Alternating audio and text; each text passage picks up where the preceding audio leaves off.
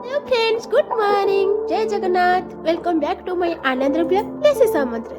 तो फ्रेंड्स, आपण माने समस्ते तो बहुत भल थे, खुशी थे, बिंदास थे। आज जेहेतु प्रथमाष्टमी तो आपणकर तो बहुत बहुत खुशी ही थे। समस्ते तो बहुत सारा एंजॉय करूला कि मो फेस क्लियर देखा जाउथिबो कि नहीं डाउट, कहीं ना ये बहुत सारा कुहुड़ी पड़ी मुझे छात उपर अच्छी सकाळू सकाळू मु वीडियो स्टार्ट कर देछि। तो आज तो हूँ कि प्रथमाष्टमी और प्रथमाष्टमी रे आपण मानकु मो तरफ बहुत बहुत शुभेच्छा शुभकामना। जेहेतु आज प्रथमाष्टमी तो प्रथमाष्टमी रे तो घरे घरे आज एंडुरी पिठा हो जोटा कि हलदी पत्र ही बना जाए तार पूरा बास्नाटा अलग प्रकार तार टेस्ट भी बहुत सुंदर। एंडुरी पिठा माने अलग दिन करते भी टेस्ट लगे माने अष्टमी रे भी हलदी पत्र एंडुरी पिठा बना हो माने मस्त लगे।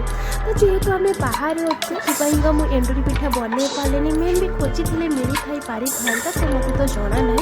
तो चलते देखा मुझे कौन कौन पिठा बनई तो मुझे बनई एंडुरी पिठा नहेले भी अलग किसी पिठा बनई। तो चलते फ्रेंड्स, ये मुझे इडली पिठा बनई देती जोटा कि साधा ता सहित पूर पशा है कहीं मुझे सहित मटर आलूर तरकारी बनैबी और मटर आलू तरकारी टी साधाटा बेसी भल लगी था।